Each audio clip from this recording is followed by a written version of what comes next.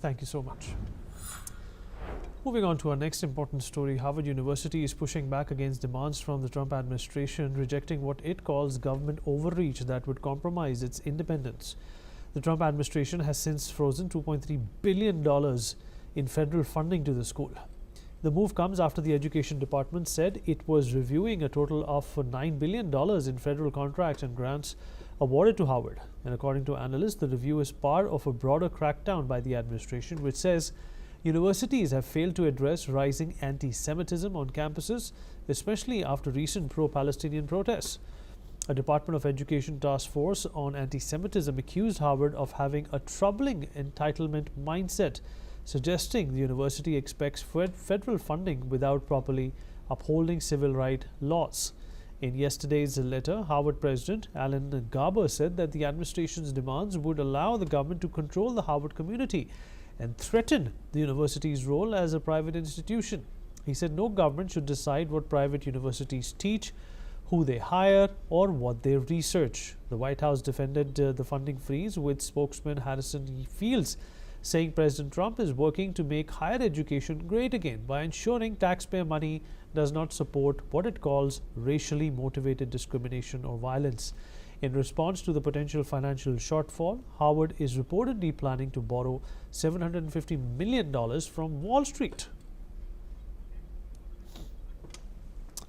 And moving on, Egypt's top media official says there has been a positive turn in ceasefire hostage deal talks between Israel and Hamas as mediated discussions with Qatar continue.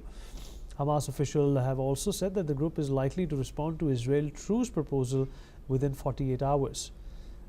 Meanwhile, Gaza's last fully operational hospital, Al-Ahli Al-Arab, was destroyed in an Israeli airstrike.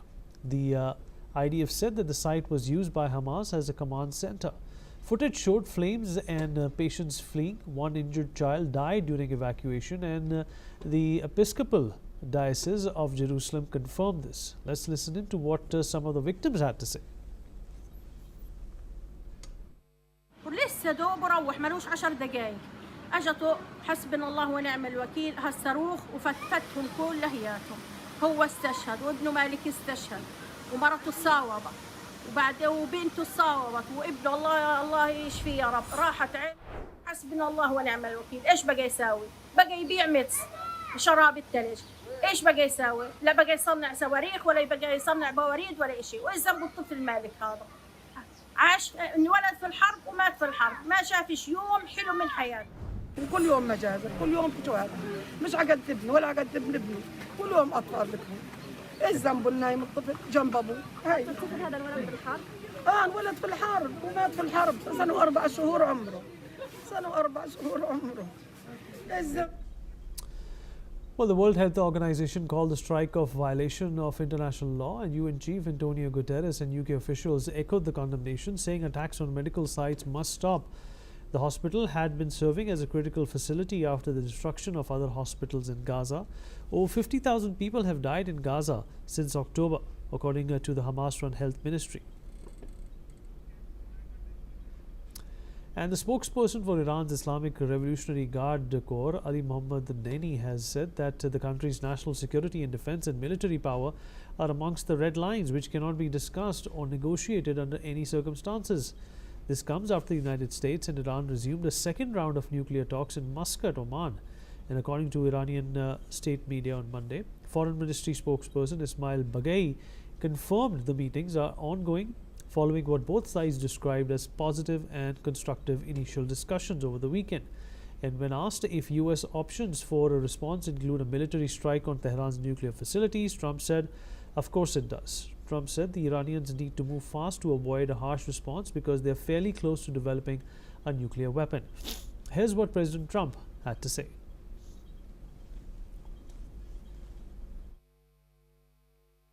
I want them to be a rich, great nation. The only thing is, one thing, simple, it's really simple, they can't have a nuclear weapon. And they got to go fast because they're fairly close to having one. And they're not going to have one. And if we have to do something very harsh, we'll do it. And I'm not doing it for us, I'm doing it for the world. And these are radicalized people, and they cannot have a nuclear weapon. And Saturday's high-level talks marked a rare moment of direct engagement between the two adversaries, with the U.S. delegation led by President Trump's Middle East envoy and Iran represented by Foreign Minister Abbas Araghchi. Both nations have agreed to continue negotiations later this week, though details remain tightly under wraps. Oman has long served as a diplomatic bridge between Tehran and the West, hosting back-channel efforts that laid the groundwork for previous nuclear agreements as well. Despite the stakes, both sides appear committed to keeping the door open for now. And in a sweeping crackdown on organized crime, Turkey's interior minister announced the arrest of over 230 suspects, most of them within Turkey. At a press conference earlier today, Interior Minister Ali Yerlikaya revealed that 234 high-level members of a criminal organization were taken into custody, 225 in Turkey and 9 abroad.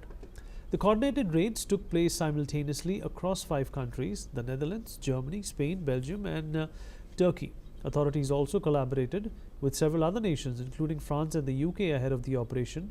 Officials seized an astonishing 21.2 tons of drugs during these busts. The suspects face a range of serious charges, including drug trafficking and money laundering, and Minister Yerlikaya called it a massive international network, underlining the scale and reach of the operation. And at least 3 police officers were killed and 16 others injured when a roadside bomb struck their bus in Pakistan's Balochistan province on Tuesday. The vehicle carrying 40 officers was targeted in the Mustang district, about 40 kilometers south of Quetta. It was a roadside IED blast, said a local official, Raja Mohammad Akram. 2 of the injured are in critical condition, and officials have confirmed this. No group has claimed responsibility, but the Baloch Liberation Army, which frequently targets security forces, is suspected. The region has seen escalating violence in recent years amid a long-running separatist insurgency. Armed groups have killed more than 200 people this year alone in Balochistan and Khyber Pakhtunkhwa. Well, that's all we have time for. We will